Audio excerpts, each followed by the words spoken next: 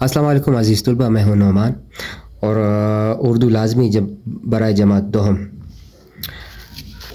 گزشتہ جو ہمارا لیکچر، ہمارا ٹاپک جو چل رہا تھا، سبق دو بیل، جس کے مصنف تھے منشی پریم چند، آج ہم اس سبق کا اختتام کریں گے اور اس کی جو ہے مفہوم اس کا واضح کر کے آپ کو بتایا جائے گا۔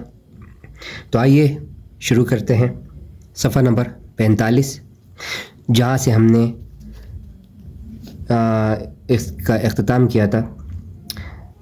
پیراگراف اول، پہلے پیراگراف سے، نیلام ہو جانے کے بعد دونوں بیل اس آدمی کے ساتھ چلے۔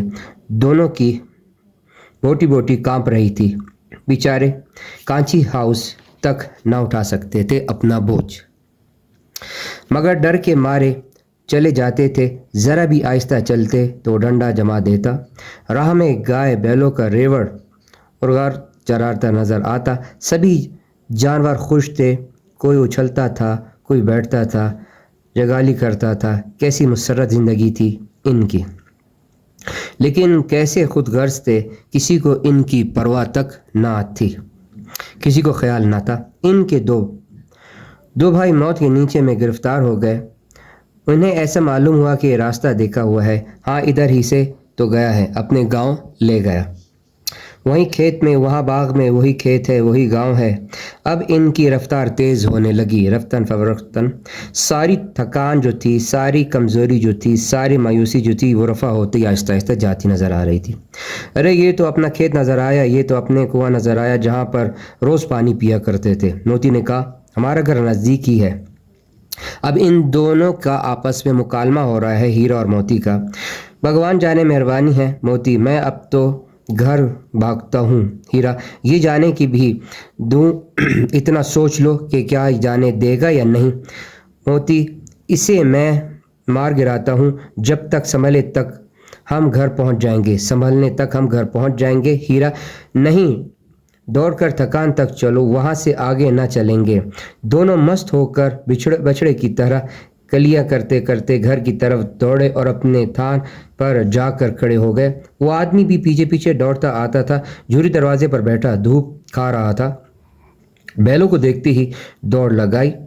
بیلوں نے آنکھوں سے آنسو بہنے لگے اور ان لوگوں کے دل وہ ڈوبنے لگے جیسے ایک جھوری کا ہاتھ چاٹ رہا تھا، دوسرا اس کا پیر۔ اس آدمی کے آ کر بیلوں نے رسیاں پکڑ لی۔ جھوری نے کہا یہ بیل میرے ہیں، تمہارے کیسے ہیں؟ سوالیہ نشان۔ میں انہیں نیلام کرتا ہوں۔ تھوڑی دیر بعد جھوری اس کے الفاظ جو وہ کیا کہہ رہا ہے کہ میرا خیال ہے کہ چرا کر لائے ہو، چپکے سے چلے جاؤ، میرے بیل ہیں، میں بیچوں گا تو بکیں گے، کسی کو میرے بیل بیچنے کا کیا حق ہے؟ صفحہ نمبر 40، میں نے کہا خرید لو تو خرید لو۔ اب اس پر جو ان کی بحث ہوئی، اس پر وہ آدمی زبردستی بیلوں کو لے جانے لگا آگے بڑھ کر۔ اس وقت موتی نے سینگ چلایا اور وہ آدمی پیچھے موتی سے تعاقب کیا اور اسے کھدیڑتا ہوا گاؤں کے باہر تک اس کو گھسیٹتا ہوا لے گیا، اور تب اس کا راستہ روک کر کھڑا ہو گیا۔ وہ آدمی دور کھڑا دھمکیاں دیتا رہا، گالیاں دیتا رہا، پتھر پھینکتا رہا، اور موتی اس کا دل روکے ہوئے جیسے کہ سہم سا گیا۔ گاؤں کے لوگ یہ تماشا دیکھتے رہے اور ہنستے رہے۔ جب وہ آدمی ہار چلا کر موتی کو کھڑتا تو لوٹ آیا، ہیرے نے کہا میں تو ڈر رہا تھا کہ کہیں تم اسے مار نہ بیٹھو۔ موتی اگر نزدیک آتا تو ضرور مار دیتا۔ ہیرا اب نہ آئے گا؟ سوالیہ نشان۔ اب ان میں پھر ایک بحث بازی ہو رہی ہے۔ اب دونوں بیل جو آپس میں مذاکرہ کر رہے ہیں، تو اس میں کیا موتی کہہ رہا ہے تو دور ہی سے خبر لوں، دیکھو کیسے لیتا چلا جا رہا ہے۔ ذرا ہی دیر بعد نافذ میں کھلی، بھوسا، چوکر، دانا سب کچھ بکھر گیا ہے۔ دونوں بیل کھانے لگے۔ جھوری کھڑا ہو کر ان کی طرف دیکھتا رہا اور خوش ہوتا رہا۔ 20 لڑکے تماشائی بن کر تماشا دیکھتے رہے۔ سارا گاؤں مسکراتا رہا۔ معلوم ہوتا تھا اس وقت مالکن نے آ کر اپنے دونوں بیلوں کے متھے چوم لیے ہوں۔ اب اس کا جو اس پیراگراف میں جو بتایا گیا ہے اور اس کا مختصر سا جو ہم اگر جائزہ لیتے ہیں سبق کے حوالے سے، کہ مصنف پریم چند نے اس افسانے میں دو بیلوں کے آپس میں بڑی محبت گہری دوستی کا ذکر کیا ہے کہ مالک سے وفاداری کا ذکر کیا ہے۔ وہ کہتے ہیں کہ جوری کا کانچی کے پاس دو بیل تھے، ہیرا اور موتی، جو کام میں بڑے چوکس تھے، پھرتیلے تھے۔ ایک مرتبہ جوری نے دونوں بیلوں کو چند دنوں سسرال بھیجنے کا سوچا اور سسرال بھیج بھی دیا۔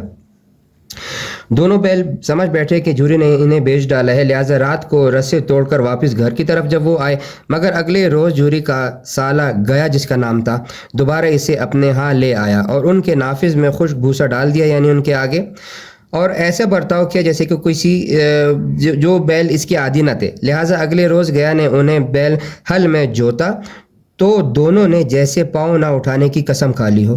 رات کو گیا کی جو بیٹی تھی چپکے سے دونوں بیلوں کے رسے کھول دیے، دونوں بیل بھاگ کھڑے ہوئے۔ اسی بھاگ دوڑ میں دورانے وہ اپنے گھر گاؤں کے راستہ بھی بھول گئے۔ دن بھر بھوکے تھے، قریبی مٹر کا کھیت تھا، اس میں چرنے لگے۔ کھیت کے مالک نے دونوں کو پکڑ کر سرکاری پھاٹک میں بند کر دیا، جہاں انہیں چارہ تو نہیں دیا جا رہا تھا، دن میں صرف ایک بار پانی پلایا جاتا تھا اور بس۔ چند روز کے بعد بیلوں کی نیلامی ہوئی۔ ایک کسائی نے دونوں بیلوں کو خرید لیا اور ساتھ لے جانے لگا۔ راستے میں بیلوں کو اپنا گاؤں نظر آیا۔ وہ کسائی سے جان چھڑا کر جوری کے ہاں پہنچے۔ کسائی دونوں بیلوں کو لینے کے لیے وہاں پہنچا، جوری نے انکار کر دیا اور ایک بیل ہیرے نے سینگ چلا کر کسائی کو مار بھگایا، اس کو گرا دیا۔ اس طرح دونوں بیل اپنے اصل مالک تک پہنچ گئے۔ عزیز طلباء، یہ تھا ہمارا افسانہ ادب کے حوالے سے سبق دو بیل، جس کے مصنف منشی پریم چند دو بیلوں کی دوستی کے حوالے سے کہ انسانوں میں ایسی ہمدردی آج نظر نہیں آتی، وہ مخلصی، وہ دوستانہ پن، وہ رویہ نظر نہیں آتا، جو اس وقت ایک قصہ کہانی واقعہ انہوں نے افسانے کے طور پر بیان کیا اور بیلوں کے جو نام یہ خاکہ انہوں نے پیش کیا۔ عزیز طلباء، امید کرتے ہیں کہ آپ کو یہ پورا سبق بہت اچھے سے سمجھ آ گیا ہوگا۔ ضرور ہمیں اپنی رائے سے آگاہ کیجیے گا، ہمارے چینل کو لائک کریں، سبسکرائب کریں، بیل آئیکن پہ کلک کریں تاکہ آپ کو نئی ویڈیو فراہم ہوتی رہیں، اور اس کو شیئر کریں۔